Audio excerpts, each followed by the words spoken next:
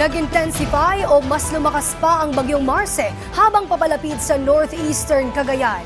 Huling nakita ang mata ng bagyo sa layong 115 kilometers east ng Apari, Cagayan. May tagal na lakas ng hangin na 175 kilometers per hour at pagbugso na umaabot sa 215 kilometers per hour. Ito'y kumikilos west-northwestward sa bilis na 10 kilometers per hour.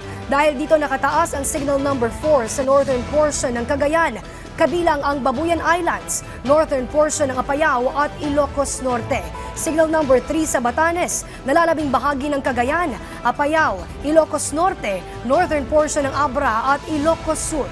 Signal number 2 po sa northern and central portions ng Isabela, nalalabing bahagi ng Abra, Kalinga, Mountain Province at Ilocos Sur, northern portion ng Ifugao, Benguet at La Union, habang signal number 1 naman sa nalalabing bahagi ng La Union, Pangasinan, Ifugao, Benguet, Isabela, Quirino, Nueva Vizcaya sa northern at central portions ng Aurora at sa northern portion ng Nueva Vizcaya o Nueva Ecija at Zambales. Pinag-iingat ang lahat ng mga nasa nabanggit na lugar, partikular na sa banta ng storm surge sa mga baybaying dagat ng Batanes, Cagayan, Babuyan Islands, Isabela, Ilocos Norte, Ilocos Sur at La Union. Bukod dyan, ang lawak ng bagyo ay nakikita na pwedeng umabot mula northern hanggang central Luzon. Sa Metro Manila at nalalabing bahagi naman ng bansa, asahan na ang mainit at maalinsangang tanghali hanggang hapon kung saan mataas ang tsansa ng pag-ulan